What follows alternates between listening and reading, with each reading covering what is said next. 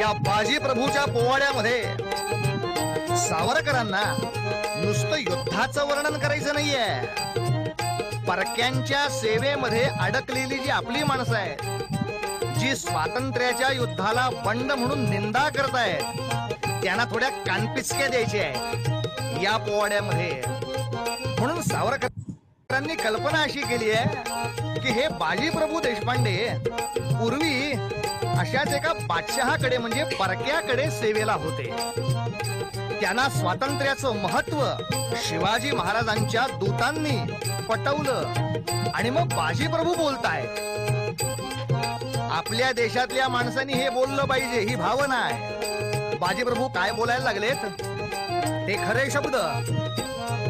शिवदूताचे बोल ऐकुनी बाजी मनी बदला, शिवदूताचे बोल ऐकुनी बाजी मनी बदला.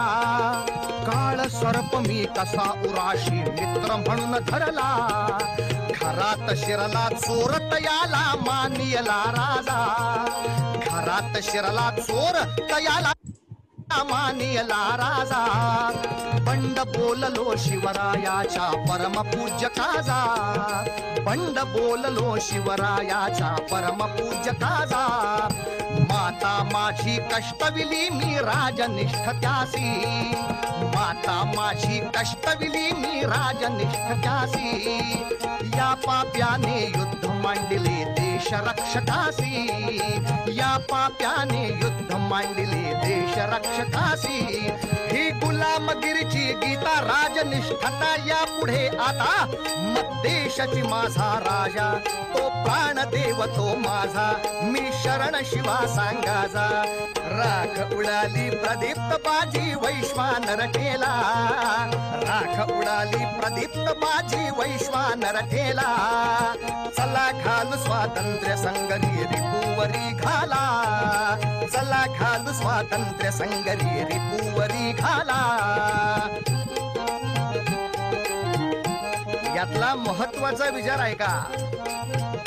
सावरकर मुद्दाम हा विचार आपल्या मनात पटवतायत, घुसवतायत त्या काळातल्या लोकांना. अरे देशभूमीच्या कसायास का इमान मी दावू, देशभूमीच्या कसायास का इमान मी दावू. भाकरी देतो म्हणून तयाच्या चाकरीत राहू, भाकर देतो म्हणून तयाच्या चाकरीत राहू. अरे कवणाची भाकरी बंधू हो चाकरी कवणाची, कवणाची भाकरी बंधू हो चाकरी कवणाची. भाकर दे भूमाता चाकरी तिच्या घातकाची, भाकरी दे भूमाता चाकरी तिच्या घातकाची. असा उपदेश ऐकून बाजी प्रभू देशपांडे शिवाजी राजांच्या कार्यात सहभागी झाले आहेत. अर्थात पोवाड्याला जे आवश्यक युद्धाचं वर्णन तेही सावरकरांनी या पोवाड्यामध्ये केलं आहे. पोवाड्याचं हे पारंपरिक वृत्त जरी नसलं तरी शूरवीराच्या शौर्याची गाथा त्यात असावी हा नियम त्यांनी योग्य पाळलेला आहे. पन्हाळगडला वेढा पडला, शिवाजी राजे मोठ्या शिताफीनं त्यातनं सुटून गेले. घोडखिंडी पर्यंत माणसं आली आहेत, मागणं शत्रूचं सैन्य सुटलाय. बाजी प्रभू देशपांडेने सांगितलं, शिवाजी राजे आपण विशाळ गडाकडे चला, तुम्ही पोचलात की 5 तोफांचे बार करा, तोपर्यंत खिंड लढवतो थोपवून धरतो. शिवाजी राजे पुढे निघून गेले आणि 300 मावळ्यानेशी बाजी प्रभू देशपांडे घोडखिंडीमध्ये 2 हातात दांडपट्टे घेऊन उभे राहिले. आता युद्ध वर्णन. आले आले गनिम खिंडीत चौताळून आले, आले आले गनिम खिंडीत चौताळून आले. अन झाले झाले सज्ज मराठे सरसावून भाले. दीन दीन रण शब्दा हर हर महादेव भिडला, दीन दीन रण शब्दा हर हर महादेव भिडला. भिडला ओठी दंत मस्तकी खडग वक्षी भाला, भिडला ओठी दंत मस्तकी खडग वक्षी भाला. तो हर हर एकची झाला, तो तो हर हर एकची झाला वदती रे चाला मुलेंच्या हा हटला चला चढवण येटाचा हल्ला वीरश्रीचा कर हल्ला जोराचा चालू द्या हल्ला अरे मारित हानीत हटवित मुलेंच्या खिंड पार केला मारित हानीत हटवित मुलेंच्या खिंड पार केला अन चला घाल स्वातंत्र्य संगरी रिपुवरी घाला बाजी प्रभू आवेशाने लढतायत अहो त्यांच्या दांडपट्ट्याच्या माऱ्यात आज कोणाला शिरता येईना म्हणून शत्रू लांबनं शस्त्र फेकून मारायचा इतक्या जखमा झाल्या की अंगावर जखम व्हायला आता जागा उरली नाही शेवटी शत्रूनी गनिमी डाव केला बंदूक भरली आणि बाजींच्या छातीचा नेम धरला आणि मग बाजींवर गोळी सुटली सुटली सुटली तो गोळी सुसू आली तो गोळी सुसू आली वर्मिती घुसली श्री बाजी विव्हळ पडला श्री बाजी विव्हळ पडला मागुती काहीसा उठला बेहोश वीर वर बदला अरे तो भे आधी नमरे बाजी सांगा मृत्यूला तो भे आधी नमरे बाजी सांगा मृत्यूला अन चला घाल स्वातंत्र्य संगरी रिपुवरी घाला छातीमध्ये गोळी लागलेली असताना सुद्धा बाजी प्रभू तसेच उभे राहिले अहो त्यांचा हात धीर बघून बाकीच्या मराठ्यांना मर्दाना अवसान चढलं मग रणरंग पुन्हा ये साचा रणरंग पुन्हा ये साचा गरजती मराठे रिपुसा ह्या सोडम त्यांच्या मत्ताचा करमाळा रिपुच्या आतड्यांच्या लावा उट्या त्यांच्या रक्ताच्या त्यांचा मस्तक चेंडू साचा त्यांचा मस्तक चेंडू साचा अरे समर रंगणी चेंडू फळीचा डाव भरा आला समर रंगणी चेंडू फळीचा डाव भरा आला चला घाल स्वातंत्र्य संगरी रिपुवरी घाला असं लढता लढता एक सैनिक गेला दुसरा गेला तिसरा गेला अहो 300 मावळ्यातले जेमतेम 50-60 मावळे उरलेले आता काय करू माझ्या राजाला कसा वाचवू या काळजीमध्ये बाजी प्रभू असतानाच राजे विशाळगडावर पोचले आणि तोफांचे वार झाले ते तोफांचे वार ऐकले मात्र आहा हा हा तोफार धडाधड झाले तोफार धडाधड झाले हास्य मुख केले प्राण परतले हा पहिला वार शिवाचा हा दुसरा कर्तव्याचा हा तिसरा भवानीचा हा चौथा महादेवाचा अरे वार पाचवा धडाडला हर बोला जय झाला वार पाचवा धडाडला हर बोला जय झाला चला घालू स्वातंत्र्य संगरी रिपुवरी घाला युद्धाचं वर्णन संपवताना सावरकर आपल्या मूळ मुद्द्याकडे येत आहेत ते सांगतात बाबांनो हे चरित्र लक्षात ठेवा श्री बाजीचे रक्त पेरले खिंडित त्या काला श्री बाजीचे रक्त पेरले खिंडित त्या काला म्हणून रायगडी स्वातंत्र्याचा थोर वृक्ष झाला म्हणून रायगडी स्वातंत्र्याचा थोर वृक्ष झाला अहो बंधुनो पूर्वज ऐसे स्वतंत्र रणगाजी अहो बंधुनो पूर्वज ऐसे स्वतंत्र रणगाजी स्वतंत्र त्या पूर्वजा शोभतो वंशज का आजी स्वतंत्र त्या पूर्वजा शोभतो वंशज का आजी विनायक यातील घ्यावे समजून अर्थाला विनायक यातील घ्यावे समजून अर्थाला चला घाल स्वातंत्र्य संगरी रिपुवरी घाला अरे स्वराज्य नाही स्वदेश नाही धिक्या देहाला चला घाल स्वातंत्र्य संगरी रिपुवरी घाला चला घाल स्वातंत्र्य संगरी रिपुवरी घाला चला घाल नमस्कार सर्व सावरकर प्रेमींचे आजच्या या 4थ्या सत्रात स्वागत आहे. हा पोवाडा थोडा मोठा होता म्हणून मी मध्येच थांबवला नाही. आज आपल्या वाचनकट्ट्याचा 4था दिवस आहे, म्हणजे 4थं सत्र आहे. बरेच वाचक आणि श्रोते काही नवीन आज आले असतील, त्यांच्यासाठी थोडक्यात सांगतो की आपण एकमेव अद्वितीय स्वातंत्र्यवीर सावरकर हे डॉक्टर शुभा साठे लिखित पुस्तक वाचायला सुरुवात केलेली आहे. आज त्याचा 4था भाग आहे. पूर्वी झालेले सत्र, त्यात केलेले वाचन हे युट्यूब वरती आपल्या चॅनल वरती उपलब्ध आहेत. ज्यांना जमलं नाही मागच्या सत्रांमध्ये यायला, त्यांनी युट्यूब वरती जाऊन त्या चॅनल वरती तुम्ही झालेले सत्र ऐकू शकता. हे ते पुस्तक आहे जे आपण वाचायला सुरुवात केलेली आहे. वाचन सुरू करायच्या आधी काही सूचना आहेत, तेवढ्या मी सांगतो.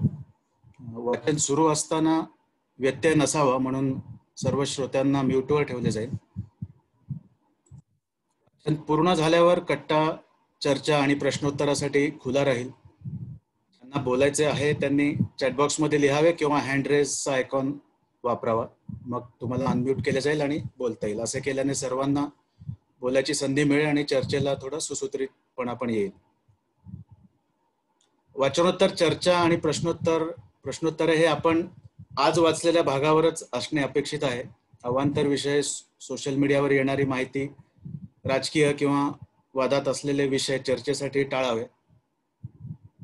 स्वातंत्र्यवीर सावरकर समजणे ही एक मोठी यात्रा आहे आणि या वाचन कट्ट्याच्या माध्यमातून आपण ती करण्याचा प्रयत्न करत आहोत.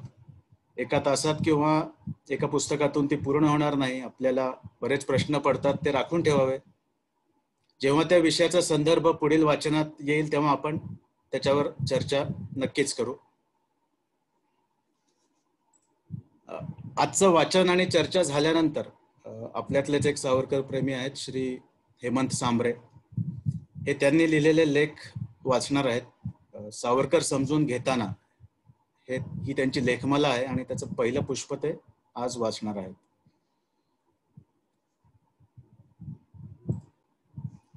आजचं वाचन आपण सुरू करू. सागरजी, तुम्ही सुरू करू शकता. तुम्हाला अनम्यूट केलंय. धन्यवाद अजित सर. आवाज येतोय माझा? येतोय व्यवस्थित. ओके, तर मी चालू करतो. भारतीय क्रांतीचा 5वा वेध. सावरकरांचे चरित्र वाचताना त्यांच्या अगदी बालवयापासूनच त्यांना मराठ्यांच्या इतिहासाने वेडे करून सोडले होते असे आढळून येते. ते त्यांचे इतिहास प्रेम वाढत्या वयाबरोबर किंवा वाढत्या ज्ञानाबरोबर कमी तर झाले नाहीच, उलट वाढतच गेले.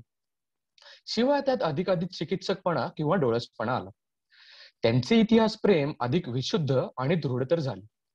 त्यांच्या भाषणात हटकून येणारे आणि अभिमानाने ऊर भरून सोडणारे शिवाजीचे, शनिवारवाड्याचे किंवा भाऊसाहेब पेशव्यांचे उल्लेख हे याच निस्सीम प्रेमाचे द्योतक आहेत. 1902च्या जानेवारीत पुण्याच्या फर्ग्युसन महाविद्यालयात सावरकर दाखल झाले. त्या काळी पुणे हे महाराष्ट्राचे हृदय होते आणि ऐतिहासिक महत्वाच्या विभूती निर्माण करणे ही फर्ग्युसन महाविद्यालयाची परंपरा होती. महाराष्ट्रातील ध्येयवादांचे उगमस्थान असलेल्या या महाविद्यालयात प्रवेश करता क्षणीच तिथे क्रांतिकारक तत्वांचे बीजारोपण करण्याचे कार्य सावरकरांनी सुरू केले. भारतीय इतिहासावर आणि जगाच्या इतिहासावर अत्यंत अभ्यासपूर्ण, आवेशपूर्ण व्याख्याने ते देत असत. पारतंत्र्यांमुळे हिंदूंची मने स्वाभिमान शून्य आणि कर्तव्य शून्य बनली होती. त्यांची ही अवनत स्थिती जाऊन उन्नतावस्था प्राप्त होण्यासाठी जमेल त्या पद्धतीने ऐतिहासिक पुरुषांचे स्मरण करण्याचे कार्य सावरकर करू लागले. तरुणांमधील निष्क्रियता घालवून त्यांच्यात चैतन्य निर्माण व्हावे म्हणून त्यांच्यासमोर शौर्याचा, त्यागाचा, बलिदानाचा आदर्श ठेवण्यासाठी ऐतिहासिक पुरुषांचे उत्सव का करावेत असा निबंधही त्यांनी लिहिला. ह्याच कार्याचा एक भाग म्हणून अभिनव भारतच्या कार्यकर्त्यांना घेऊन सावरकर सिंहगडावर गेले.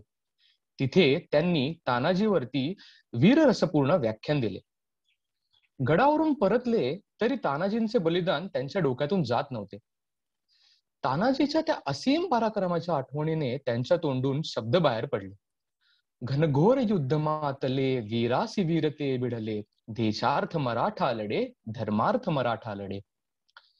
सिंहगड व तानाजी ही नावे महाराष्ट्राच्या इतिहासात जोडीने अजरामर होऊन राहिली आहेत.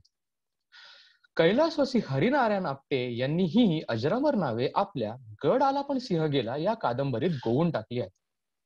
सावरकरांनी सुद्धा आपल्या पोवाड्यात धन्य तो शिवाजी तोरण गाजी धन्यची तानाजी असे ठसकेबाज लिहून शिवाजी तानाजीचा स्नेहबंध अमर करून ठेवला आहे. तानाजीचा पराक्रम आणि स्वार्थत्याग यांचे प्रेरणादायी वर्णन केले आहे.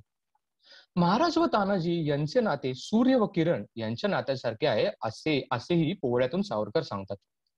असाच बाजी प्रभूच्या पराक्रमाचे वर्णन करणारा पोवाडाही सावरकरांनी लिहिला. स्वराज्य हा शब्द उच्चारणे जेव्हा राजद्रोह समजला जात होता आणि राजद्रोहासाठी भयानक शिक्षा दिल्या जात होत्या, तेव्हा स्वराज्य नाही स्वदेश नाही धिक त्या देहाला, चला घालू स्वातंत्र्य संगरी रिपुवरी घाला, असे बाजीप्रभूच्या पोवाड्यातून सावरकर लिहितात. स्वराज्य प्राप्तीसाठी सशस्त्र क्रांती आवश्यक आहे. तशी क्रांती करण्याची प्रतिज्ञा केलेल्या अभिनव भारत या गुप्त संघटनेची स्थापना झाली होती. लोकमान्य टिळकांनी सुरू केलेल्या शिवाजी उत्सव आणि गणेशोत्सव कार्यक्रमातून स्वातंत्र्याचा सशस्त्र क्रांतीचा संदेश पसरवण्यासाठी सावरकरांनी हे पोवाडे रचले होते. कवी गोविंदांनी रचलेले आणि सावरकरांनी रचलेले हे पोवाडे या उत्सवामधून गायले जाऊ लागले. ऐतिहासिक आणि पौराणिक प्रसंगाचा वापर करून सशस्त्र क्रांतीचा उपदेश लोकांपर्यंत पोहोचवणे हाच या पोवाड्यांमागील मुख्य उद्देश होता. त्याचा प्रसार नाशिकमध्ये मित्रमेळ्याद्वारे केला जाऊ लागला. इसवी सन 1905-06च्या शिवाजी गणेश उत्सवात हे पोवाडे नाशिकमध्ये प्रथम सादर केले गेले. 15-16 वर्षाच्या आतील मुले दत्तू, श्रीधर आणि बाळ म्हणजेच दत्तोपंत केतकर, श्रीधरपंत वर्तक आणि डॉक्टर नारायणराव सावरकर यांनी हे पोवाडे सादर केले. ह्या मुलांच्या हृदयातच त्या पोवाड्यातील स्वातंत्र्य स्फूर्तीची ज्योत धगधगत असल्यामुळे ते पोवाडे अधिकच परिणामकारक ठरले. शिवाय स्वतः स्वातंत्र्यवीर सावरकरांनी पोवाडा सभिनय म्हणण्याचे धडे दिले होते. त्यामुळे पोवाडे ऐकणाऱ्या सहस्त्रवादी लोकांच्या मनात पारतंत्र्याविषयी तीव्र चीड आणि त्या शृंखला तोडून टाकण्याची ईर्ष्या उत्पन्न झाली. पोवाड्याचा हा लौकिक पुण्याच्या काळकर्ते परांजपे यांच्यापर्यंत येऊन पोहोचला. त्यांनी या मेळ्यास पुण्यास बोलविले. पुण्याच्या शिवजयंती आणि गणेशोत्सवात पोवाडे गायले जाऊ लागले. गायकवाड वाड्यातील गणपती समोरील मेळ्यात लोकमान्य टिळकांनीही पोवाड्याचे कौतुक केले. आता केवळ पोवाडे ऐकण्यासाठी लोक गर्दी करू लागले होते. जाज्वल्य संदेश लोकांपर्यंत पोहोचवण्याचा हेतू साध्य होऊ लागला. एकदा लोकमान्य टिळकांनी प्रत्यक्ष रायगडावर शिवोत्सव साजरा करण्याचे ठरवले. महाराष्ट्रातील शतावधी मावळ्यांचा जमाव गडावर जमला. तत्कालीन मुंबईचे प्रख्यात वकील श्री दाजी आबाजी खरे हे या उत्सवाचे अध्यक्ष होते. पोवाड्याचा कार्यक्रम सुरू झाला, पण पोवाड्यात सूचित होणारे श्री जहाल विचार श्री खरेंना सोसवले नाही. ते बसल्या जागी चुळबुळ करू लागले. इतक्यात बाजीप्रभूचा पोवाडा चालू झाला. पहिल्याच कडव्याच्या शेवटी तुम्ही मावळे बोला हर हर महादेव बोला अशी ओळ म्हटली आणि जमलेल्या शतावधी मावळ्यांनी हर हर महादेवची गर्जना केली. ती गर्जना ऐकून श्री खरे यांना तर कापरेच भरले. इंग्रजाची वक्रदृष्टी आपल्याकडे वळली तर काय या कल्पनेनेच ते अस्वस्थ झाले आणि कार्यक्रम बंद करावा असे लोकमान्य टिळकांना सांगू लागले. अध्यक्षांना आता या ठिकाणी थांबायचे नाही हे टिळकांच्या लक्षात आले, पण कार्यक्रम बंद करावा असेही त्यांना वाटत नव्हते. म्हणून त्यांनी मधला मार्ग काढला. सभेत उद्देशून टिळक म्हणाले, अध्यक्षांना प्रवासाचा क्षीण झाला आहे तेव्हा आम्ही दोघे जातो, पण शिम परांजपेच्या अध्यक्षतेखाली कार्यक्रम पुढे चालू राहील.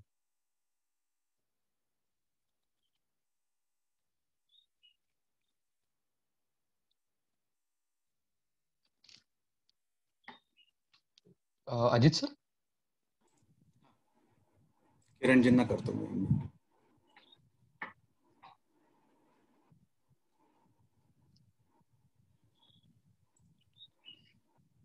पुढचं वाचन किरणजी सुरू करतील.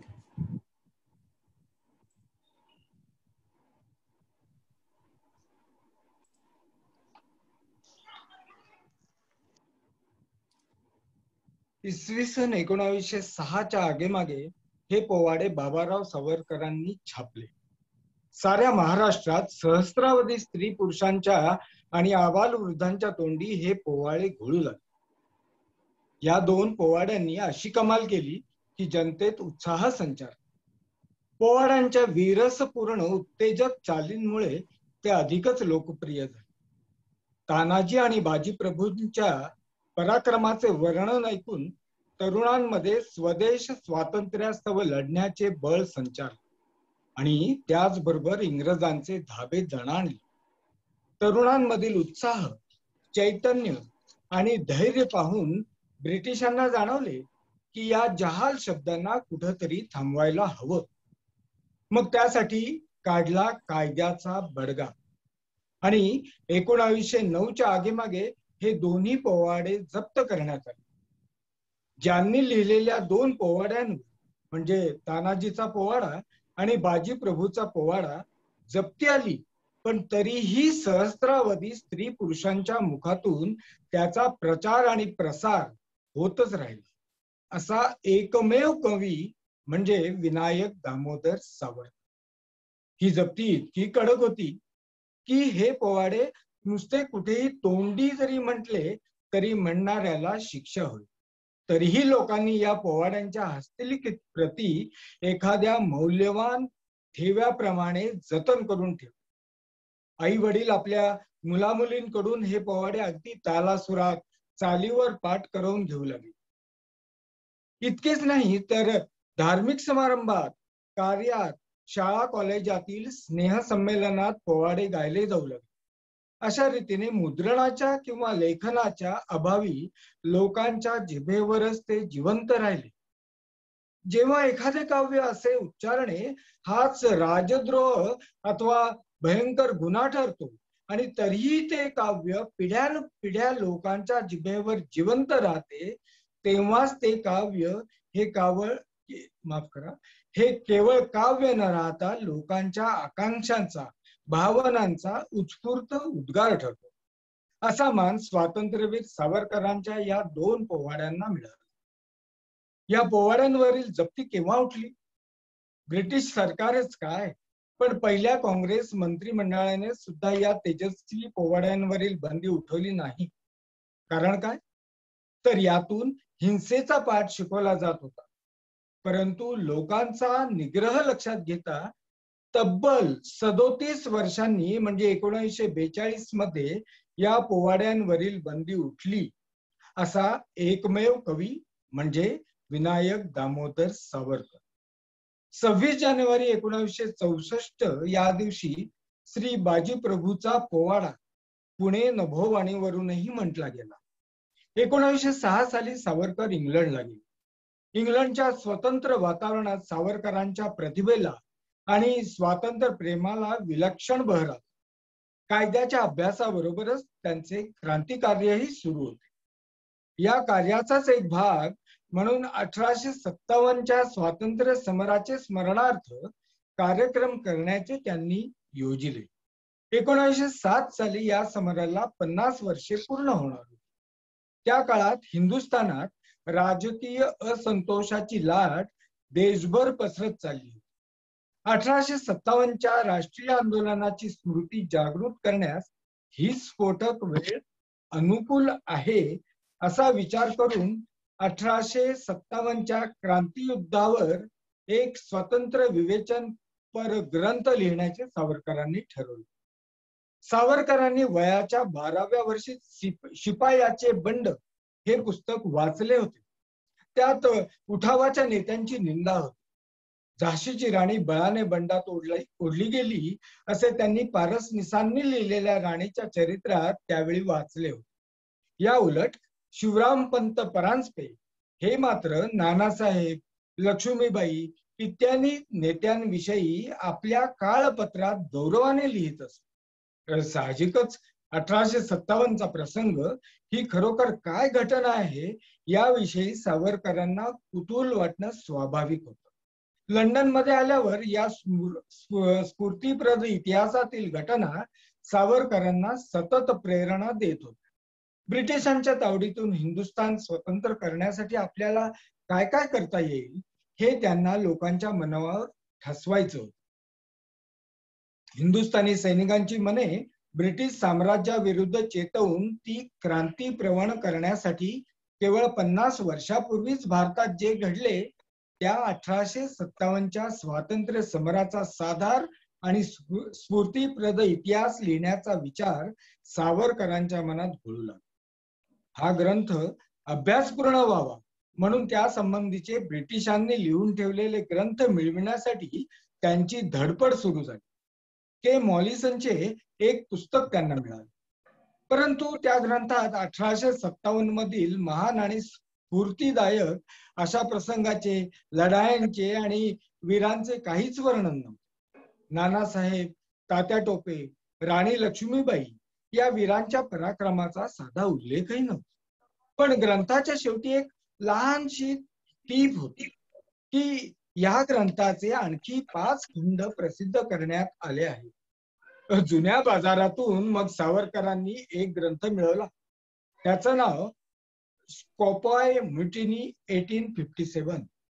जसा जसा हा ग्रंथ सावरकर वाचू लागले तसा तसा 1857च्या भारतीय सैनिकांनी मांडलेला तो प्रचंड रणयज्ञ आणि त्याच्या ज्वाला प्रज्वलित करणारे नानासाहेब, तात्या टोपे, झाशीची राणी, मौलवी अहमद शहा, वीर कुंवर सिंग यांच्या पराक्रमाची कृत्ये त्यांच्या दृष्टीसमोर तरंगू लागली. अर्थात या ग्रंथात भारतीय वीरांच्या पराक्रमाची वर्णने निपक्षपातीपणाने सांगितलेली नव्हती. त्या वीरांच्या निंदेने ग्रंथाची पानेची पाने भरलेली. पण तरीही या एका ग्रंथावरून 1857 मधील सैनिकांच्या उठावाचा व्याप केवढा प्रचंड होता त्याची बरीच यथार्थ कल्पना सावरकरांना आली. इंडिया ऑफिसच्या ग्रंथसंग्रहालयात याविषयी भरपूर साहित्य असल्याचे सावरकरांना कळाले. तेव्हा ग्रंथालयात बसून सर्व साहित्य अभ्यासण्याची परवानगी त्यांनी मिळवली. तिथला ग्रंथपाल देखील या उठावाचा उल्लेख शिपायांचे बंड अशाच शब्दात करत होते. ब्रिटिशांविरुद्ध उठाव करणाऱ्या शिपायांना धर्मवेडे, क्रूर, राक्षसी, निमखराम ठरवत होते. मनातल्या मनात खूप संताप येत असूनही सावरकर त्यांचे सगळे ऐकून घेत होते आणि याचा परिणाम म्हणून त्यावेळची पार्लमेंट मधील चर्चेची समग्र प्रतिवृत्ते, ब्रिटिश सैनाधिकाऱ्यांची गुप्त पत्रे, विरोधी पक्षनेत्यांची भाषणे असे सर्व कागद जे सर्वसाधारण ब्रिटिश लेखकांनाही मिळणे कठीण होते ते या ग्रंथपालाने सावरकरांना दाखवले. हॅलो, माझा आवाज येतोय? येतोय राहुलजी, सुरू. ते सर्व वाचल्यावर सावरकरांची खात्री पटली की 1857 मध्ये भारतीय सैनिकांनी, संस्थानिकांनी आणि प्रांताप्रांतातील जनतेने एकत्र येऊन परक्या इंग्रजी सत्तेविरुद्ध प्राणपणाने केलेला तो उठाव आपल्या मनातील कल्पनेपेक्षाही अधिक विस्तृत प्रमाणावर विशिष्ट उच्च ध्येयाने प्रेरित होऊन आणि त्या संबंधी पूर्व योजना आखून केलेला एक फार मोठा स्वातंत्र्य संग्रामच होता.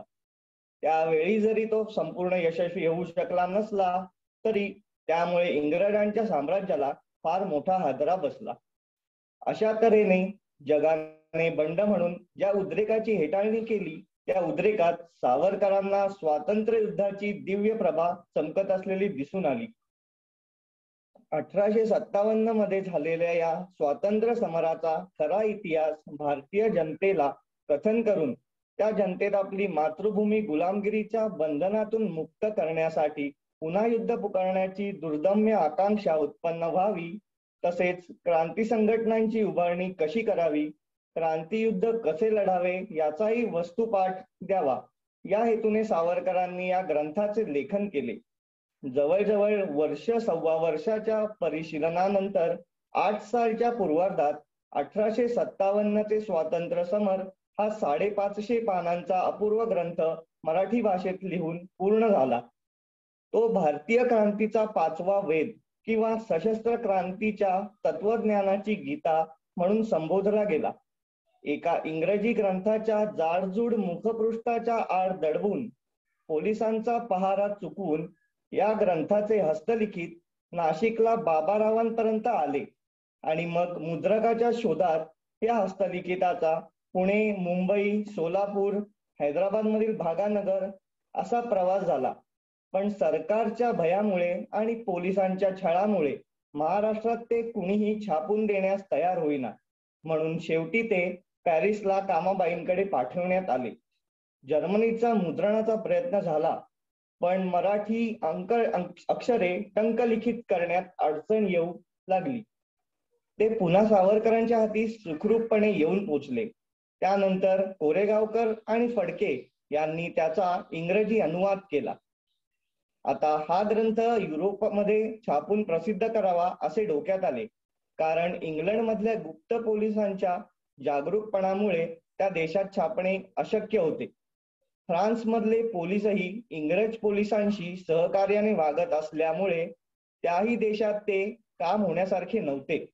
शेवटी हॉलंडमध्ये हे पुस्तक छापून त्या इंग्रजी भाषांतराच्या हजारो प्रती निरनिराळ्या मार्गाने केवळ हिंदुस्थानातच नव्हे तर साऱ्या जगात पाठवून देण्यात आल्या. अमेरिकेत स्थापन झालेल्या क्रांतिकारक गदर पक्षाने तर या ग्रंथाची द्वितीय आवृत्ती छापून प्रसिद्ध केली. पण मूळ मराठी हस्तलिखिताचे काय, ते कोण प्रसिद्ध करणार? प्रसिद्ध करता आले नाही तर हे हस्तलिखित कोण सांभाळणार? इंडिया हाऊस मध्ये JDS कुटिन्हो हे गोमंतकीय गृहस्थ राहत होते. या पोर्तुगीज नागरिकाचा इंग्रज सरकारला संशय येणे शक्य नव्हते. कुटिन्हो म्हणाले, सावरकर, तुमचे हे अपत्य मी जीवात जीव असेपर्यंत नीट सांभाळेन. सावरकर म्हणाले, पुन्हा आपली भेट होणार की नाही माहीत नाही. वसुदेवानं आपला मुलगा नंदाघरी पाठवावा तसं हे होतंय, पण त्याला इलाज नाही. कंसानं थैमान मांडल्यावर हे असं करावंच लागतं. 1857च्या स्वातंत्र्य सम्राटचं हे हस्तलिखित ताब्यात घेण्यासाठी इंग्रज सरकारची मात्र शोधाशोध सुरू होती. इंग्रज सरकार भांबावून गेले. त्याला काहीच करता येईना. एकच करता येण्यासारखे होते, तेच केले. स्वातंत्र्य समरावर बंदी घातली. इंग्लंडमध्ये आणि भारतातही हे असं जगात प्रथमच घडत होतं. प्रकाशनाआधीच जप्ती, अपराधाआधीच कठोर शासन. ज्यांचा ग्रंथ छापण्यापूर्वीच वा प्रकाशित होण्यापूर्वीच 2 राष्ट्रांच्या सरकारांनी तो जप्त केला असे एकमेव ग्रंथकार विनायक दामोदर सावरकर. 15 ऑगस्ट 1947 भारताचा स्वातंत्र्य दिवस. वॉशिंग्टन मधला भारतीय दूतावास विद्युत दीपांनी उजळला होता. पारतंत्र्याची निशा संपवून स्वातंत्र्य सूर्य उदयास आला होता. त्यावेळेस बॅरिस्टर असफ अली हे तेथे भारत सरकारचे प्रतिनिधी होते. तेच स्वतंत्र भारताचा ध्वज उभारून त्याला मानवंदना देणार होते. इतक्यात स्वातंत्र्य लक्ष्मी की जय, वंदे मातरम, स्वतंत्र भारत अमर हो अशा घोषणा देत साठी ओलांडलेला पण रुबाबदार अशी एक व्यक्ती समोरून व्यासपीठाकडे आली. ते होते डॉक्टर कुटिन्हो. त्यांच्या एका हातात 1907 मध्ये स्टुटगार्ड येथे मॅडम कामा यांनी फडकवलेला भारताचा आद्य ध्वज होता आणि दुसऱ्या हातात होतं सावरकरांनी मूळ मराठीत स्वहस्ते लिहिलेलं 57चं स्वातंत्र्य समर, जे काही वर्षापूर्वी स्वतः सावरकरांनीच त्यांच्या हाती सोपवलं होतं. अखेर 1949 मध्ये डॉक्टर कुटिन्हो यांनी स्वतः ते हस्तलिखित सावरकरांकडे सुखरूप पोहोचवलं. वसुदेवानी नंदाघरी सोपवलेला श्रीकृष्ण कंसाचा समूळ उच्छेद करून पुनश्च वसुदेवाघरी आला होता. खूप छान वाचन झालं तिन्ही वाचकांचे धन्यवाद. आता आपला जो वाचन कट्टा आहे हा चर्चेसाठी खुला आहे. कोणाला काही प्रश्न असतील किंवा कुठल्या मुद्द्यावर चर्चा करायची असेल तर चॅट बॉक्स मध्ये टाका किंवा हँड रेस करा.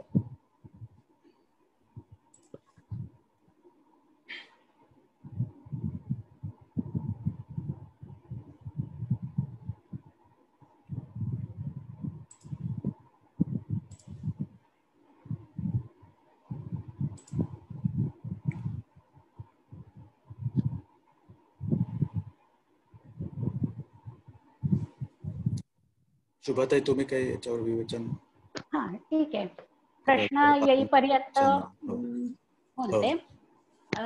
हे जे आज आपण वाचन केलं, सुरुवातीला तीनही अभिवाचन करणाऱ्या वाचकांचं मी मनपूर्वक अभिनंदन करते. सगळ्यांचंच वाचन सुंदर झालेलं आहे आणि त्यामुळे शब्दनशब्द श्रोत्यांच्या मनापर्यंत जाऊन पोहोचला असेल अशी माझी खात्री आहे. तिन्ही वाचकांचं मनपूर्वक अभिनंदन. या आज जो आपण भाग वाचला त्याच्यामध्ये आपल्याला 2 पोवाड्यांचा संदर्भ आला. तानाजीचा पोवाडा आणि बाजीप्रभू देशपांडेंचा पोवाडा. तर बाजीप्रभू देशपांडेंचा पोवाडा तर आपला कार्यक्रम सुरू होण्याच्या आधी आपण ऐकतच होतो, पण तानाजीच्या पोवाड्या सुद्धा तसाच आहे. हे दोन्ही पोवाडे वाचल्यावर किंवा ऐकल्यावर आपल्या असं लक्षात येतं, आपण जे म्हणतो की सावरकरांची कविता समजायला कठीण आहे, तर नक्कीच काही कविता त्यांच्या कठीण आहेत आणि त्याचं कारणही मी आधी सांगितलं की ते संस्कृत प्रचूर आहे काव्य. पण हे दोन्ही पोवाडे इतके सहज आणि सोप्या भाषेमध्ये, सोप्या शब्दात लिहिलेले आहेत की तो लढाईचा पूर्ण चित्र आपल्या डोळ्यासमोर उभं राहतं पराक्रमाचं. तानाजीच्या पोवाड्यामध्ये सुद्धा त्याचं वर्णन सगळं आपण वाचल्यावरती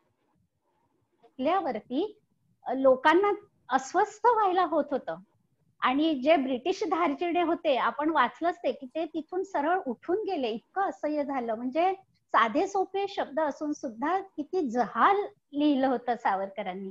आणि हा खरा इतिहास पोवाड्यामधून त्यांनी त्या काळामध्ये लोकांसमोर मांडला. आणि एकमेव अद्वितीयत्व आपण पाहिलंच की त्याच्यावर कशी जप्ती आली, किती वर्षांनी ती जप्ती उठली, किती वर्षांनी ते आकाशवाणीवर नभोवाणीवर वाजवलं गेलं, तोपर्यंत सगळ्यांचं ते तोंडपाठ झालेलं काव्य होतं. मला हेच सांगायचं वैशिष्ट्य सावरकरांच्या काव्याचं की ते तोंडपाठ झालं होतं, याचा अर्थ ते किती साध्या सोप्या शब्दांमध्ये मांडलेलं होतं आणि त्याला कशी गेयता होती, कशी लय होती, हे सावरकरांच्या काव्याची वैशिष्ट्य. आणि वीरता तर होतच त्याच्यामध्ये, ओजोगुण तर आहेत, हा सगळं आपल्या लक्षात येतो. इथे आता बरेच हँडरेज होत आहेत, तर त्यांचे प्रश्नही आपण घेऊया. सागरजी. ताई नमस्कार. मला एक विचारायचं असं होतं की आपण पुस्तकामध्ये असं लिहिलेलं आहे की ब्रिटिश सरकारनेच काय, पण काँग्रेस मंत्रिमंडळाने सुद्धा ह्याच्यावरची बंदी उठवली नाही. पण 1942 मध्ये या पोवाड्यावरची बंदी उठली. म्हणजे काँग्रेस मंत्रिमंडळ पण आधी ब्रिटिशांच्या ह्याच्यामध्ये अस्तित्वात होतं असं काही आहे का? किंवा हो हो हो 39 मध्ये निवडणुका झाल्या होत्या आणि काँग्रेसला आणि मुस्लिम लीगला सुद्धा मंत्रिमंडळामध्ये स्थान मिळालं होतं. आणि तेव्हापासूनच सावरकर खरं तर आपल्याला सावध करत होते.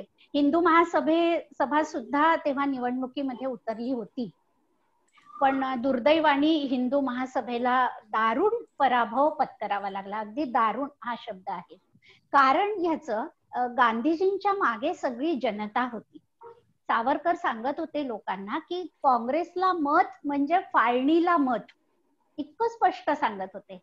पण गांधीजींनी काय केलं, गांधीजींनी लोकांना शब्द दिला की माझ्या देहाचे तुकडे होतील पण मातृभूमीचे होणार नाहीत.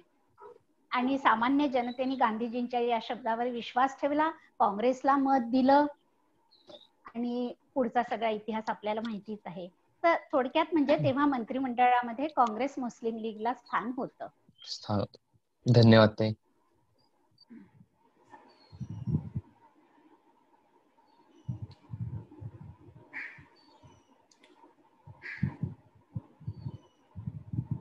आणखी 1-2 जणांनी हँड रेज केले होते.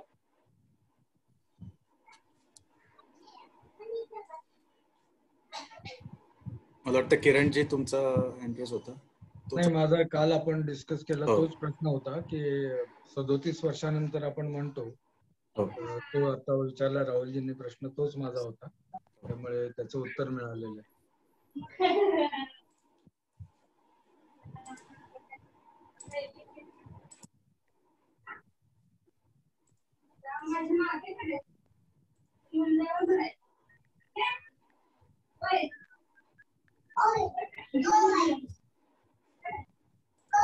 सूर्यकांतजींनी हँड रेज केलाय मला वाटतं. काय प्रश्न आहे?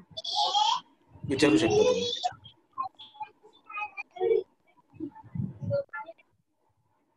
नमस्कार ताई. नमस्कार. मला एक विचारायचं आहे की सावरकरांच्या हस्तलिखिताचं जे 1857 स्वातंत्र्य समराचं पुस्तक आहे ते आज अस्तित्वात आहे का, नसेल तर कोणत्या संग्रहालयात उपलब्ध होईल? आज अस्तित्वात आहे, म्हणजे असायला पाहिजे. ते कुटिन्नो यांनी इतकं जीवापाड जपून ते आणून दिलं. तर मला असं वाटतं की हे सावरकर कुटुंबियांकडे असेल किंवा दादरला सावरकर स्मारकात असू शकेल. म्हणजे मी सुद्धा ते अजून डोळ्यांनी पाहिलेलं नाही, मलाही तशी खात्रीने नाही सांगता येणार, पण ते पोचलेलं आहे, भारतात सुखरूपपणे पोचलेलं आहे ते आपण पाहिलं. तर त्यांच्या कुटुंबियांकडे असू शकतं ते. तशी माहिती आपल्याला घेता येईल का? हो, घेता येईल, मी विचारून सांगू शकेन तुम्हाला. धन्यवाद. धन्यवाद ताई.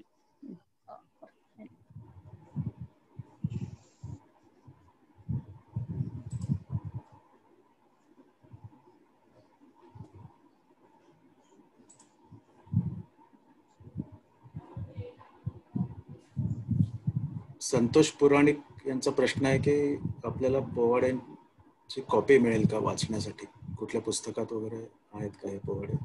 हो, तानाजीचा पोवाडा, बाजीप्रभूचा पोवाडा, समग्र सावरकर खंड 7 मध्ये सावरकरांच्या सगळ्या कविता आहेत, त्याच्यात उपलब्ध मिळू शकेल आपल्याला. किंवा savarkar.org म्हणून एक वेबसाईट आहे, तिथेही सावरकरांचं काही साहित्य उपलब्ध आहे, तर त्याच्यातूनही आपण घेऊ शकाल. प्रसाद कुलकर्णी. हा, आता एक प्रश्न आला होता, ते 1857 स्वातंत्र्य समर पुस्तक अवेलेबल आहे का? तर ते आहे पुस्तक, मी स्वतः मुंबईहून मागवलेलं आहे आणि मी स्वतः आता वाचनामध्ये आहे माझ्या ते, आणि मुंबईवरून उपलब्ध होतं. 460 रुपये काहीतरी किंमत आहे, ती जीपे करायची आणि आपल्याला घरपोच डिलिव्हरी मिळते त्याची. नाही, ते तसं तर उपलब्ध आहे. त्यांचा प्रश्न काय होता, मूळ हस्तलिखित आहे का? मूळ हस्तलिखित, सॉरी. हे तर आहेच उपलब्ध, याचा काही प्रश्नच नाहीये. ठीक आहे, थँक्यू. माहिती नव्हतं मला म्हणजे. आणि पोवाड्यांविषयी थोडी माहिती हवी आहे. पोवाडे आपल्याला उपलब्ध होतील का हे आपल्या ऑडिओ क्लिप वरती किंवा मोबाईलवर वगैरे? तानाजीचा पोवाडा ऑडिओ क्लिप अजून मी पण त्याची चौकशी केली, शोध घेते आहे मी पण बाजीप्रभूचा पोवाडा आहे उपलब्ध. तानाजीचा पोवाडा अजून मला कळलं नाही कुठे आहे का ते. savarkar.org वर मी पण शोधते आहे, बहुतेक सगळं साहित्य तिथे उपलब्ध आहे. ठीक आहे, थँक्यू. पण आता या निमित्ताने मी कोणाचा आवाज येतोय लहान मुलाचा, या निमित्ताने मी आपल्या या कट्ट्यावरच इथे एक सुचवू इच्छिते, आपल्या संस्थेतर्फे कुणी गायक संगीतकार असेल तर आपण सुद्धा तानाजीचा पोवाडा ऑडिओ स्वरूपात उपलब्ध करून देऊ शकतो सावरकर प्रेमींना. तर ते मनावर घ्यावं श्रीनिवासजी, अजितजी, सगळ्यांनी. हो, नक्की. सागरजी, तुम्हाला काही बोलायचं? हो ताई, आता आपण जे वाचलं त्याच्यामध्ये लोकमान्य टिळक आणि स्वातंत्र्यवीर सावरकर यांचा थोडासा संबंध आला. माझ्या एका वाचण्यामध्ये असं होतं की सावरकर आणि टिळक यांच्यामध्ये थोडेसे मतभेद, असं म्हणू शकतो आपण की मतभेद होते काही गोष्टींवरनं. तर त्याच्यात काही सत्यता आहे का? कारण 1920 साली जेव्हा टिळक गेले त्याच्या आधी काही त्यांच्या भेटीगाठी त्याच्यामध्ये काही मतभेदाचं असं काही? भेटीगाठी तर झालेल्याच आहेत. अर्थात सावरकर 1906 मध्ये जे लंडनला गेले ते लोकमान्य टिळकांचा आशीर्वाद घेऊनच निघाले. लोकमान्य टिळकांनी तिकडे श्यामजी कृष्ण वर्मांना सावरकरांचं नाव कळवलं, त्यांना शिष्यवृत्ती मिळवून दिली आणि सावरकर लंडनला गेले. मतभेद, ज्याला आपण खऱ्या अर्थाने वाद, प्रतिवाद किंवा मतभेद म्हणावे असे काहीही नव्हते. सावरकर लोकमान्य टिळकांना, काळकर्ते श्रीम परांजपेंना आपले गुरु मानत.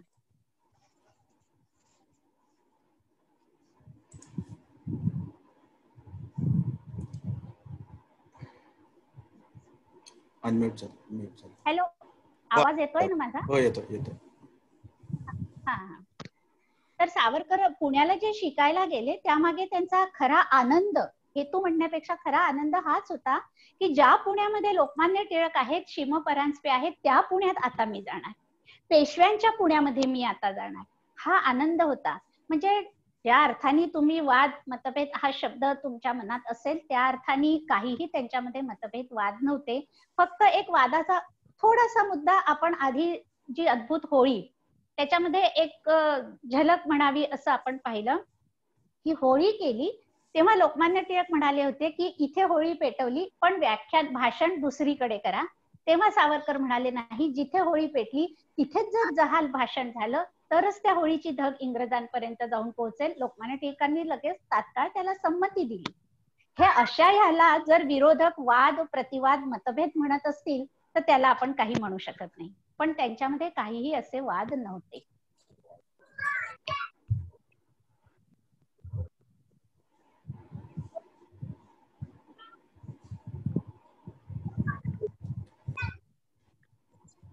आता पुढचा कार्यक्रम आपण घेऊयात. समाधान झालं असेल.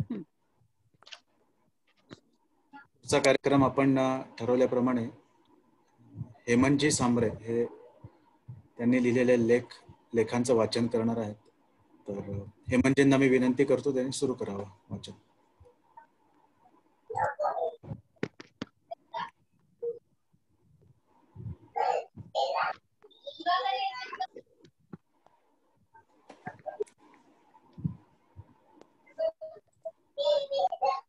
हेमंतजी तुम्हाला अनम्यूट केलेलं आहे.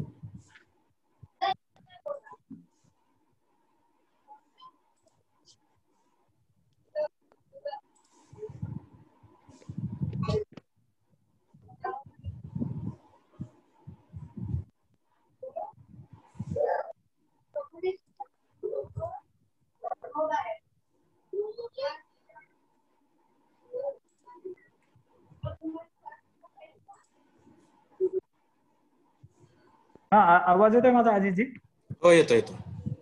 ओके, व्यवस्थित येतो.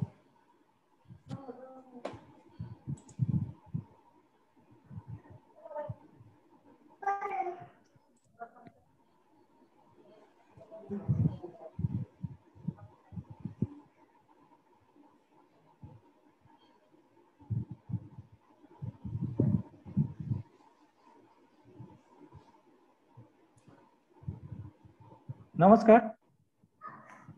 माझा आवाज येतोय व्यवस्थित अजित? येतो? हो, येतोय. हॅलो. ओके. सावरकर समजून घेताना ही लेखमाला साधारण मागच्या वर्षी 28 मे 2020 ला, म्हणजे ज्यावेळेस सावरकर जयंती होती, तर त्याच्या एक 8 ते 10 दिवस आधी माझ्या मनामध्ये असा विचार आला की सावरकरांना आपण घरोघर किंवा मनामनामध्ये आपण पोहोचवलं पाहिजे. तर त्या दृष्टिकोनातून काय करता येईल? तर त्यावेळेस माझ्या मनामध्ये हा पहिला विचार आला की सावरकरांनी स्वतःच खूप लिहून ठेवलेलं आहे. जे तसं बघायला गेलं तर जे लोक सावरकर वाचतील तर त्यांना खरं तर सावरकर समजायला फारसं काही कठीण नाहीये. पण तरीही एक त्याच्यामध्ये माझ्या मनामध्ये विचार असा आला की सावरकरांची जी भाषा आहे ती संस्कृत प्रचूर आहे आणि बऱ्याच वेळा सामान्य लोक ज्यांचं फारसं वाचन नाही अशा लोकांना ते समजणं सुरुवातीला कठीण जातं. पण सावरकरांबद्दलची उत्सुकता किंवा सावरकर काय आहेत हे जे माहिती आहे ही माहिती लोकांपर्यंत पोहोचावी ह्या हेतूने मी ह्या लेखमालेची सुरुवात केली होती. तर त्यातला आज मी आपल्यासाठी सावरकर समजून घेताना ह्या लेखमालेचा पहिला भाग मी वाचतोय. मी सुरू करतो. सावरकर म्हणजे आजचा विनाकारण ज्वलंत बनवला गेलेला विषय. माझा हा लेख वाचून झाल्यावर बरेच गैरसमज दूर होतील. जे सावरकरांविषयी पूर्ण माहिती नसल्याने संभ्रमित आहेत ते कट्टर सावरकर प्रेमी होतील व जे आधीच सावरकर भक्त आहेत ते स्वतःला नक्कीच भाग्यवान समजतील. स्वातंत्र्यवीर सावरकर म्हणजे अनेक रहस्यमय रोमांचकारी प्रसंग अनपेक्षित घटना यांनी भरलेला एकाच आयुष्याचा जीवनपट आहे. एकाच व्यक्तीच्या आयुष्यात किती गोष्टी घडू शकतात. असा व्यक्ती की ज्याच्या एकाच आयुष्यात किती प्रकारच्या भूमिका वाटायला येतात आणि ती प्रत्येक भूमिका तू समोर असून बघतो व त्या प्रत्येक भूमिकेला नुसता न्याय देत नाही तर त्याला उत्तुंग शिखरावर नेऊन ठेवतो. असे भव्य दिव्य चरित्र निर्माण केलेला नेता क्वचितच भारतीय इतिहासात सापडेल. पण माझा आजचा विषय जे तुम्हाला व आपल्या सर्वांना माहित आहे ते चर्चा करणे नसून वीर सावरकरांचे एक वेगळे दर्शन तुम्हाला दाखवणे आहे. मला खात्री आहे की या लेखाच्या शेवटी मी ते करण्यात यशस्वी होईल. सावरकर लहानपणापासून अतिशय बुद्धिमान होते. त्यांची स्मरणशक्ती अतिशय तीव्र होती. त्यांची निर्णय क्षमता तेव्हापासून अफाट अशी होती. लेखक व कवी म्हणून एखादा विषय कुणालाही समजून सांगणे यात त्यांचा हातखंडा होता. वक्ते म्हणून ते अगदी काही क्षणात ते समोरच्याला स्वतःकडे खेचून घ्यायचे. त्यामुळेच त्यांचा मित्र परिवार प्रचंड मोठा होता. एक प्रकारे कुणालाही आपल्या विचारांकडे खेचून घेण्याची चुंबकीय शक्ती लहानग्या विनायकामध्ये देखील होती. ते स्वतः शिवाजी महाराज, वासुदेव बळवंत फडके, चाफेकर यांच्या चरित्रापासून प्रेरित होते. असा हा व्यक्ती त्या काळात जी पदवी मिळवणे खूप प्रतिष्ठित समजले जायचे ते बॅरिस्टर देखील झाले. त्या काळात हे अशी लोक खोऱ्याने पैसे कमवायचे.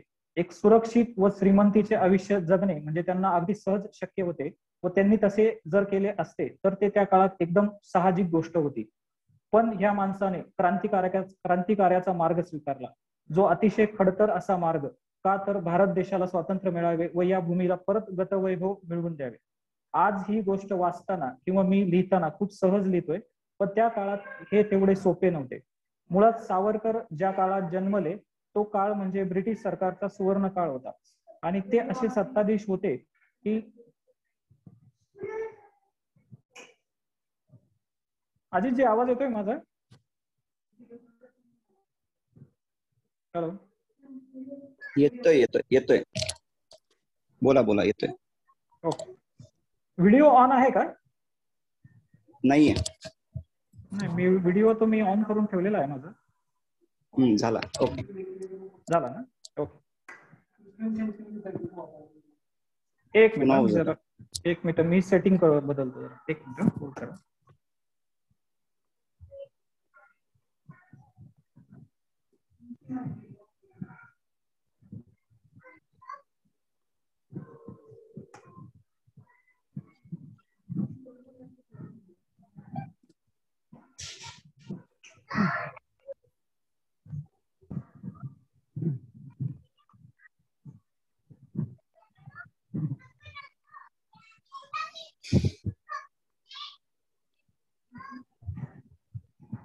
आता ओके. ओके, ओके, धन्यवाद. तर भारत देशाला स्वातंत्र्य मिळावे व या भूमीला परत गतवैभव मिळवून द्यावे. आज ही गोष्ट वाचताना किंवा मी लिहिताना खूप सहज लिहितोय, पण त्या काळात हे तेवढे सोपे नव्हते. मुळात सावरकर ज्या काळात जन्मले तो काळ म्हणजे ब्रिटिश सरकारचा सुवर्ण काळ होता. ते असे सत्ताधीश होते की ज्यांच्या सत्तेचा सूर्य कधीच मावळू शकत नाही असे ठामपणे मानणारे सगळेच होते. हा क्रांतिकाराचा मार्ग स्वीकारला म्हणजे काय कधीतरी झोपेतून उठून आपले त्यांच्या मनात विचार आला त्यांनी ते सुरू केले असेही नव्हते. त्याच्या परिणामांचा विचार त्यांनी पुरता केलेला होता. वीर सावरकर यांच्या वहिनी म्हणजे येसू वहिनी यांना काव्यमय पत्र माझे मृत्यूपत्र यात लिहितात की घेतिले वर्तन आम्ही हे अंधतेने लब्ध प्रकाश इतिहास निसर्ग माने जे दिव्य दाहक म्हणून असावयाचे बुद्ध्याची धरिले तरी वान हे सतीचे. जे काही सावरकर करत होते त्याचे भयंकर परिणाम त्यांना आधीच माहित होते, पण तरीही अग्निकुंडात त्यांनी उडी घेतलीच होती. तर असा परम निश्चय असलेला मनुष्य भित्रा बिलकुल नव्हता. त्यांना न्यायालयाने 50 वर्षे काळे पाण्याची शिक्षा दिल्यावर त्यांनी ठणकावून विचारले, इतकी वर्ष तुमचे राज्य तरी टिकणार आहे का? शिवाजी महाराज वीर सावरकरांचे आदर्श होते. शिवचरित्रमध्ये आग्र्याची सुटका आठवते का? जेव्हा आग्र्याच्या दरबारात अपमान झाला तेव्हा शिवरायांनी बाणेदारपणे उत्तर दिले व अपमान सहन केला नाही. पण त्यानंतर जेव्हा औरंगजेबाने त्यांना कैदेत ठेवले तेव्हा शिवरायांनी ओळखले की आता तो स्वाभिमान असा सारखा सारखा दाखवून उपयोग नाही, तर आपल्याला वेगळे चतुराईचे हत्यार बाहेर काढावे लागेल. तेव्हा तात्पुरतं आजाराचे सोंग घेऊन आपले लोकही परत स्वराज्यात पाठवण्याचे नाटक केले. यातून आपण औरंगजेबाला घाबरलो असे नाटक केले. ही एक प्रकारची तात्पुरती माघार होती, कारण स्वराज्याचे खूप मोठे कार्य अजूनही बाकी होते जे त्यांच्या आयुष्याचे ध्येय होते. आपल्या मातेला दिलेली वचनपूर्ती अजून बाकीच होती. शिवरायांचा शत्रू औरंगजेब व परतंत्र भारताचा शत्रू म्हणजे ब्रिटिश यांची ताकद खूप मोठी होती. अशा वेळी या ताकदीने उत्तर देणे किंवा देत राहणे म्हणजे स्वतःला कायमच्या कैदेत अडकवून ठेवणे व आपले जीवन कार्य म्हणजे स्वराज्य किंवा स्वातंत्र्य मिळवण्याचे स्वप्न विसरून जाणे हे एकच होते. दूर अंदमानात म्हणजे मूळ भारत भूमीपासून दूर राहून हे कार्य असे कितीसे वीर सावरकरांना साधणार होते? तर नाही, खचितच नाही. दूर दिल्लीत म्हणजे मूळ स्वराज्य भूमीपासून दूर राहूनही जसे शिवरायांना साधणार नव्हतेच, तर तात्पुरती माघार हा अंतिम जे युद्ध होणार आहे त्याच्या पूर्वतयारीचाच भाग होता. तर मी इथे हा उहापोह थांबवतो. जास्त काही न बोलता माझ्या चतुर वाचकांवर हे सगळे जे सांगितले त्यातून अर्थ कसा काढायचा ते सोपवतो.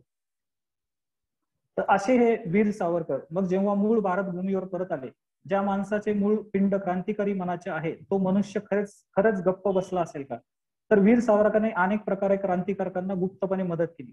शिवाजीराजे कैदेतून युक्तीने सुटून परत आले आणि तेव्हा त्यांनी बादशाला पत्र पाठवले व त्यात त्यांनी तुमच्या आदेशानुसार राहतो असे खोटेच कळवले व पुढच्या काही वर्षात स्वराज्य मजबूत करून घेतले.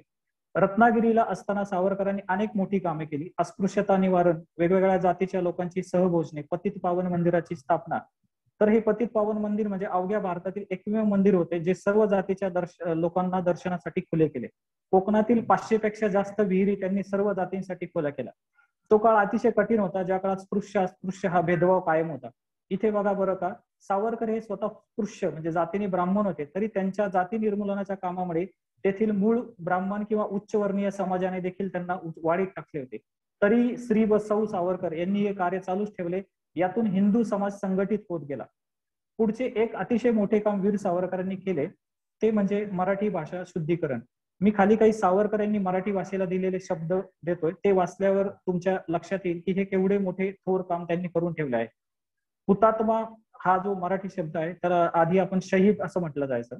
मेयर महापौर, त्यानंतर डिरेक्टरला शब्द दिला त्यांनी दिग्दर्शक, तारीख किंवा डेट याला त्यांनी शब्द दिला दिनांक, असेंब्ली जे आहे त्याला त्यांनी शब्द दिला विधिमंडळ, लाऊडस्पीकर जो शब्द आहे इंग्लिश त्याला प्रतिशब्द सावरकरांनी मराठीत दिलाय ध्वनिक्षेपक, कायदा याला त्यांनी मराठी शब्द दिलाय निर्बंध, आणि असे अजून बरेच शब्द जागेच्या अभावामुळे आपण इथे सगळे सांगू शकत नाही. त्यानंतर जेव्हा दुसरे महायुद्ध सुरू झाले तेव्हा वीर सावरकर यांनी उघडपणे तरुणांना सैन्यात भरती व्हा असे सांगायला सुरुवात केली. त्यांच्यावर प्रचंड टीका झाली, पण सावरकर ठाम होते. त्यांना दूरदृष्टी होती की हेच सैन्य व प्रशिक्षित झालेले सैनिक जेव्हा भारत स्वतंत्र होईल तेव्हा देशाचे संरक्षण करू शकेल, आणि ते सत्यही झाले. 1947 साली भारत पाकिस्तान युद्ध झाले. असेच त्यांनी दूरदृष्टीने चीन भारतावर हल्ला करू शकतो हे खूप आधी सांगितले होते. आणि हिंदी चीनी भाई भाई म्हणणाऱ्या चीनने 1962 साली आक्रमण केले, हा इतिहास आपल्याला माहितीच आहे. त्यांनी जे जे काही आयुष्यात केले ते खूप ठामपणे केले. स्वातंत्र्यवीर सावरकर काय काय होते हे बघा. महाकवी सावरकर म्हणजे त्यांनी कमला आणि गोमंतक सारखे खूप मोठे काव्य लिहिले. नाटककार सावरकर, संन्यस्त खडक सारखं नाटक आणि त्याशिवाय इतरही अनेक नाटकं त्यांनी लिहिली. कादंबरीकार सावरकर, काळे पाणी मला काय त्याचे हे पुस्तकं त्यांनी लिहिली. निबंधकार सावरकर, इतिहासकार सावरकर, जसं आता आपण आधीच्या चर्चेत 1857 स्वातंत्र्य समर बद्दल ऐकलं, त्याशिवाय त्यांनी 6 सोनेरी पाने हे अतिशय सुंदर पुस्तक लिहिलेलं आहे. क्रांतिकारक सावरकर, हिंदू संघटक सावरकर. तर हे सर्व वाचताना आपणच अचंबित होऊन जातो की हा एकच मनुष्य किती अद्भुत आणि विविध प्रकारचे आयुष्य जगलाय. वीर सावरकर कायम म्हणायचे की देश हा देव असे माझा, म्हणजेच देहाकडून देवाकडे जाताना मध्ये देश लागतो व ह्या देशाचे आपण देणे लागतो. तर त्यांची देशभक्ती म्हणजे अतिशय उच्च कोटीची होती. आयुष्यात जे काही भयंकर अनुभव आले त्यामुळे त्यांचा आयुष्याकडे बघण्याचा सकारात्मक दृष्टिकोन म्हणजेच पॉझिटिव्ह अटिट्यूड व विचार कधीच बदलले नाही, उलट ते अजून दृढ होत गेले. मी स्वतः त्यांच्या या गुणाने अगदी लहानपणापासून प्रेरित होतो, आजही आहे. म्हणजे मी आज कुठलंही संकट आले तरी सावरकरांच्या जीवनाकडे बघतो व विचार करतो की ह्या माणसाला सगळेच निगेटिव्ह अनुभव येऊनही हा मनुष्य कायम पॉझिटिव्ह राहिला, मग आपले संकट तर त्यापुढे काहीच नाही. आजचे राजकारण खूप गलिच्छ झाले आहे. सावरकर काय किंवा इतर कुणीही महापुरुष असो, जोपर्यंत आपण त्यांनी देशाला जितके दिले तितके आपण देत नाही तोपर्यंत ह्या महान लोकांविषयी वाईट किंवा चुकीचे बोलण्याचा कुठलाही अधिकार प्राप्त होत नाही. कुणावर किती विश्वास ठेवला पाहिजे हे बघताना हा निकष म्हणजेच क्रायटेरिया लावा की ह्या बोलणाऱ्या व्यक्तीने देशासाठी किती दिले आहे आणि मग पुढे जावे. तर सावरकर समजून घ्यायचे असेल तर आधी सावरकर वाचले पाहिजे. वीर सावरकरांनी पूर्ण आयुष्यात 5,500 जास्त पानांचे लेखन केले, जे एकूण 8 खंडात विभागले आहे. दुसऱ्या कुणाला वाचण्याची गरजच नाही, इतके सावरकरांनी स्वतः लिहून ठेवले आहे. तर वाचक हो, या ठिकाणी मी थांबतोय, पण स्वातंत्र्यवीरावर अजून खूप लिहायचे बाकी आहे व ते मी घेऊन लवकरच तुमच्या भेटीस येईल. तर एक महत्वाचं जे मी कायम सगळ्याच ठिकाणी सांगतो की ज्यांना सावरकर वाचायचे असतील किंवा समजून घ्यायचे असेल तर त्यांनी माझी जन्मठेप हे आत्मचरित्र सुरुवातीला वाचण्यास घ्यावे. हे एकच पुस्तक वाचल्यावर नुसतेच तुम्ही सावरकरांच्या प्रेमात पडणार नाही, तर इतरही असंख्य क्रांतिकारक तरुणांच्या त्यागाची महानता तुमच्या लक्षात येईल. देशाला स्वातंत्र्य मिळाले ते असे स्वतःचे आयुष्य भारत मातेवर उधळून देणाऱ्यांमुळेच मिळाले आहे हे आपल्या लक्षात येईल. धन्यवाद.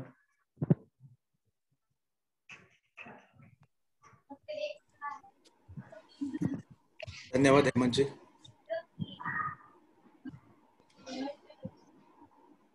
अजून कोणाला काही मुद्दे मांडायचे असतील किंवा काही प्रश्न असतील तर वेळ आहे आपल्याकडे, आपण विचारू शकता.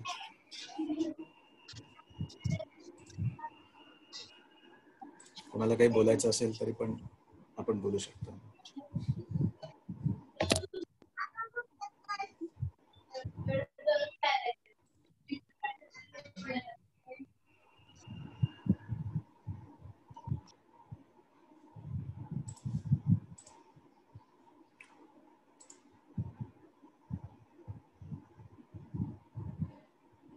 चॅटमध्ये बऱ्याच प्रतिक्रिया येत आहेत सर्व श्रोत्यांच्या आणि सावरकर प्रेमींच्या.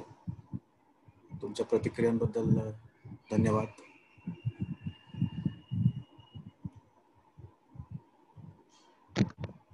अजितजी, कोणाला काही विचारायचं नसेल तर तानाजीचा पोवाड्याबद्दल बरेच जण विचारतायत, तर संक्षिप्त पोवाडा मी आता वाचून दाखवू शकते. हो चालेल.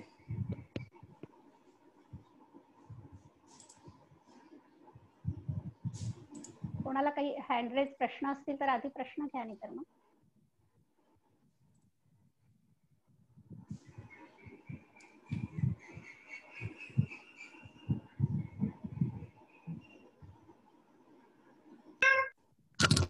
ऍडव्होकेट घमंडीने अँड्रेस केलाय. ऍडव्होकेट घमंडी, तुम्हाला विचारायचं आहे काय?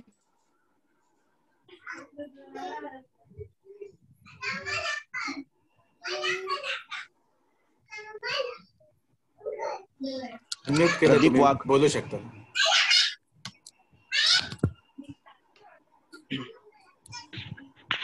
तुम्ही बोलू शकता.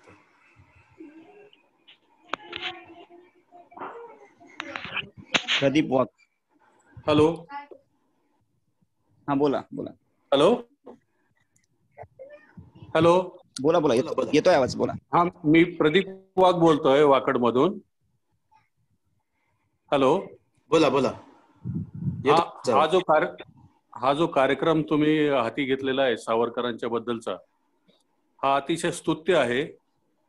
या कार्यक्रमामुळे सावरकरांविषयी लोकांमधले जे गैरसमज आहेत ते दूर होतील.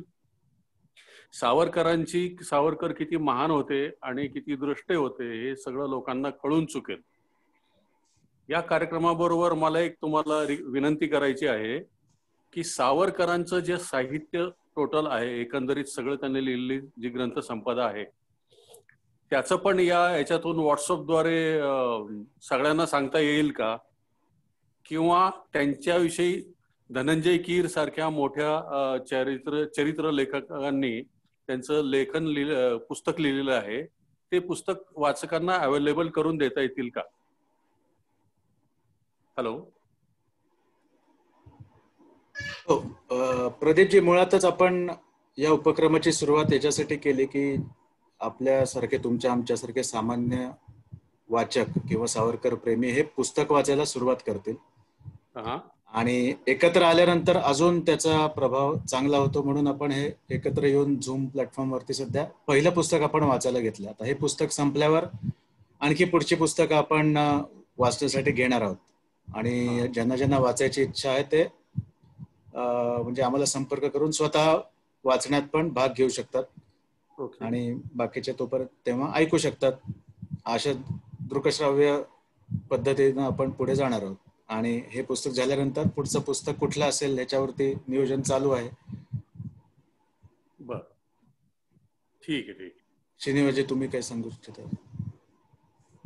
ओके. मुळात हा उपक्रम सुरू करण्यामागचा हेतू असाच आहे की सावरकरांवर लिहिलेली किंवा सावरकरांनी लिहिलेली बरीच पुस्तकं आहेत, बरीच ग्रंथ आहेत, पण आपण प्रत्येक पुस्तकापर्यंत, प्रत्येक लेखनापर्यंत आपण पोहोचू शकत नाही. बरोबर. बरेचसे आपल्याला माहित देखील नाही. तर यासाठी हा वाचन कट्टा यासाठीच आहे की आपण मध्यंतरी एक गुगल फॉर्म आपल्या ग्रुपवर पण टाकलेला आहे. त्यामधून आपण आपल्या संघटनेच्या सदस्यांकडे कोणकोणती सावरकरांची पुस्तकं आहेत ह्याची आपण लिस्ट बनवतोय. बऱ्याच प्रमाणात आपल्याकडे लिस्ट पण आलेली आहे आणि आता सध्या लॉकडाऊनमुळे आपण एकमेकांना भेटू शकत नाही, पण लॉकडाऊन नंतर आपला एक अशी योजना आपण नियोजन करतोय की ठिकठिकाणी म्हणजे विभागवार, पुणे, पिंपरी चिंचवड असू द्या, अख्ख्या महाराष्ट्रात ठिकठिकाणी वाचन कट्टा हा जसा आता ऑनलाईन करतोय त्याचप्रमाणे समक्ष भेटून देखील हळूहळू त्याची सुरुवात करायची आणि त्याच वेळेस पुस्तकांची देवाणघेवाण करायची. प्रत्येकाने एकमेकांकडे असलेली पुस्तकांची देवाणघेवाण करायची, प्रत्यक्ष भेटून पण त्याची विचारांची देवाणघेवाण करायची. आणि भविष्य काळात जेव्हा आपल्याकडं पुस्तकांची मोठी यादी तयार होईल तेव्हा एक लायब्ररी वगैरे आपण काढण्याचा विचार आहे सध्या. त्या प्रकारे अशा प्रकारे आपली पुढच्या म्हणजे योजना आहे, बघू आता कशा प्रकारे आपण करतो. त्यासाठी आपले आता ही सुरुवात आहे. झूम वरून जो आपण वाचन कट्टा सुरू केलाय ही सुरुवात आहे. हळूहळू आपण यामध्ये प्रोग्रेस करत हळूहळू पुढे जाऊ आणि आपलं जे अंतिम ध्येय ते लवकरच गाठूया. नाही, चांगलं आहे. माझ्याकडे पण सावरकरांची बरीच 5-6 पुस्तकं आहेत. की जेणेकरून मला सुद्धा हे लोकांना वाचण्यास देता येतील किंवा आपण वाचन कट्ट्यावरती त्याचं एखाद्या पुस्तकाचं पण वाचन करू शकू. नक्की नक्की करू शकू. ओके, धन्यवाद सर. येस.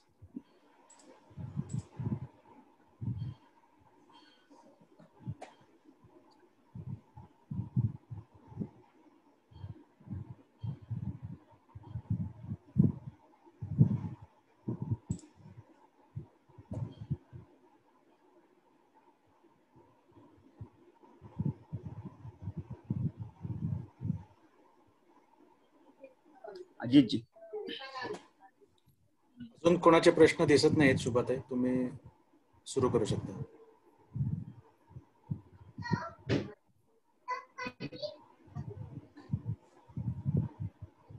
एक प्रश्न इथे वाचला मी.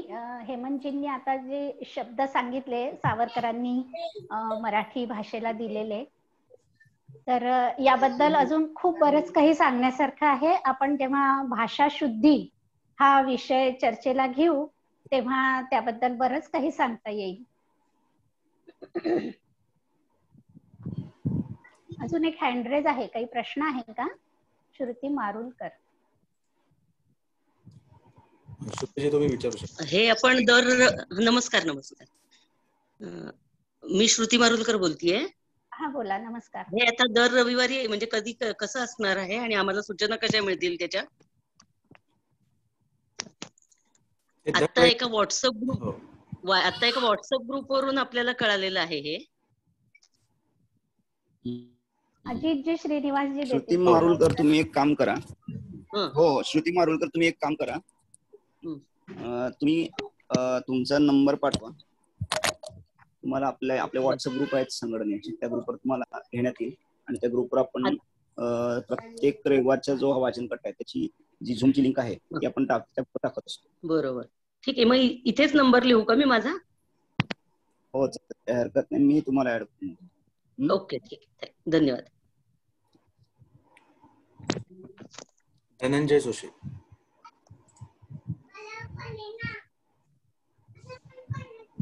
हा, नमस्कार.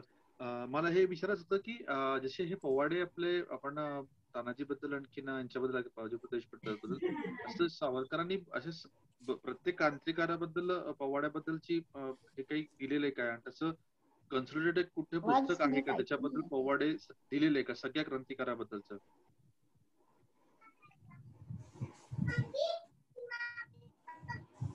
आवाज नीट ऐकू नाही आला प्रश्न तुमचा. सगळे क्रांतिकारक काय एवढंच फक्त कळलं. हो हो, यांच्या पोवाड्याबद्दल त्यांनी कुठे लेख केला आहे का कुठे, आणि असं संदर्भात एका पुस्तकात सगळे असे पोवाडे कुठे? एका पुस्तकात सगळ्या क्रांतिकारांवरती लिहिलेले पोवाडे आहेत का असे कुठले पुस्तक? एका पुस्तकात म्हणजे त्यांचं जे समग्र सावरकर 10 खंड आहेत त्यातला 7वा खंड हा फक्त कवितेचाच आहे. त्याच्यात समग्र सावरकरांची कविता आहे. चाफेकर बंधूंवरचा पोवाडा आहे, हेही पोवाडे आहेत, सगळीच कविता आहे त्यांची तिथे. चालेल. धन्यवाद.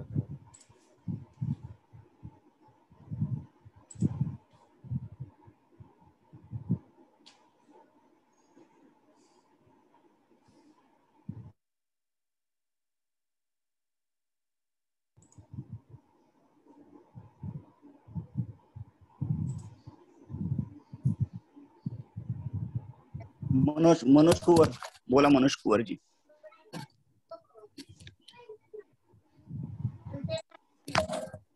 मनोज कुवर यांना बोलायचं काहीतरी.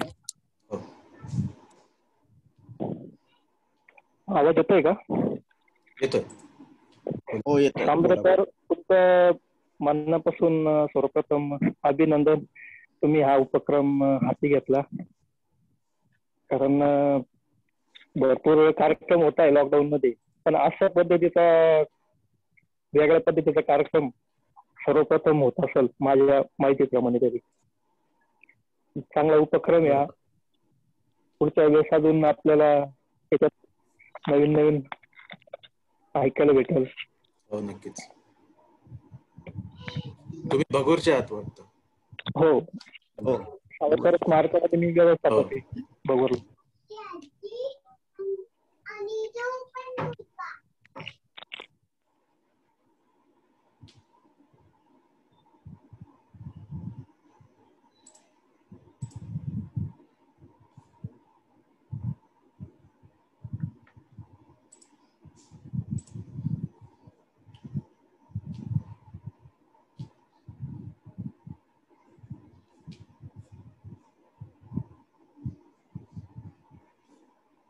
हॅलो, वाचू का पोवाडा? आता आहे का वेळ? हो आहे शुभाताई, तुम्ही सुरू करू शकता. तानाजीच्या पोवाड्याबद्दल उत्सुकता व्यक्त केली गेली म्हणून थोडक्यात वाचते. पोवाडा खूप मोठा आहे पण तो संक्षिप्त स्वरूपामध्ये मी वाचते. धन्य शिवाजी तोरण गाजी, धन्य तानाजी, प्रेमे आजी सिंहगडाचा पोवाडा गाजी. देश हिंदूचा हाय तयाचा मालक म्लेंछ ठरे, परिपरमेशा फार दिवस हे रुचेल केवी बरे. मग आर्य देश तारणा, अधम मारणा कराया रणा, परदास्य रात्री नाशाला, शिवनेरी श्रीमान आला, स्वातंत्र्य सूर्य उदयाला. शिवाजी महाराजांचा उल्लेख स्वातंत्र्य सूर्य म्हणून केलाय आणि पुढे म्हणतायत, त्या सूर्याचा किरण रणांगणी, तळपे तानाजी, प्रेमे आजी सिंहगडाचा पोवाडा गाजी. तानाजी म्हणजे त्या सूर्याचा किरण. पुढे मग सावरकरांनी या पोवाड्यामध्ये शिवाजी महाराजांनी तोरणागड घेतला त्याचं वर्णन केलंय, प्रतापगड अफझल खान त्याचं वर्णन केलंय, शाहिस्ते खानाची बोट तोडली त्याचं वर्णन केलेलं आहे. आणि मग पुढे रायबाच्या लग्नावरती ते येत आहेत आणि वर्णन करतायत. प्रभात झाली वाद्य झडली मुहूर्त लग्नाचा, बोहल्यावरी उभा राहिला सुत तानाजीचा. घटिका पात्रे मोजुनी द्विजगण शेवटल्या घटिका, दंगल मोडुनी मंगल व्हावा सावधान वदला. वदला द्विजपरी कुणी भेटाया तानाजीस आला. वदला द्विजपरी कुणी भेटाया तानाजीस आला. आला तो तलवारींनी मंडप खणखणला. तो हर हर एकची झाला चमकता भाला वदती रेचला. शिवराज दूत पातले हे लग्न राहू द्या भले, देशार्थ जनन आपुले धर्मार्थ जनन आपुले. लहान मोठा निघे मराठा पुढती तानाजी, प्रेमे आजी सिंहगडाचा पोवाडा गाजी. नंतर वर्णन येतं शिवाजी महाराज आणि तानाजींची भेट, त्याचं वर्णन केलेलं आहे. अरुणची की श्री जगन मित्रवर सूर्य आलिंगी. दोघांची भेट झाली ना. अरुणची की श्री जगन मित्रवर सूर्य आलिंगी, आलिंगी की तानाजी श्री शिवराया लागी. भेट जाहली मसलत बसली राया धाडी मला, प्राणही देईन घेईन गडपरी तानाजी बदला. हे पर्व स्वातंत्र्याचे शत्रू रुधिराचे, स्नान मजत साचे. घडू द्यावे हो शिवराया, देशार्थ पडो द्या काया, धर्मार्थ पडो द्या काया, जाईल ना तरी वाया. अखेर निसटे.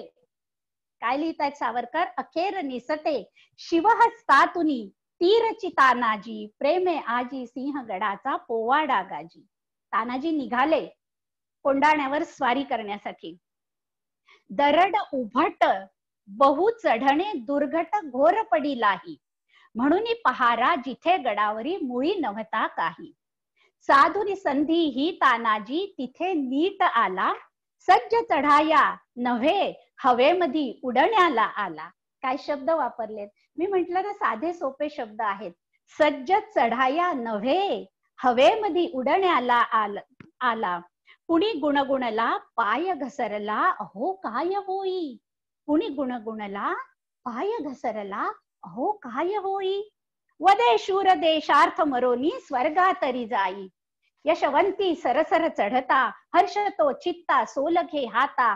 तानाजी चढू लागले सद्भाग्य चढू लागले, स्वातंत्र्य चढू लागले. एक एक शब्द काय? तानाजी चढू लागले, सद्भाग्य चढू लागले, स्वातंत्र्य चढू लागले. सांभाळी रे म्लेंछा, आला आला तानाजी, प्रेमे आजी सिंहगडाचा पोवाडा गाजी.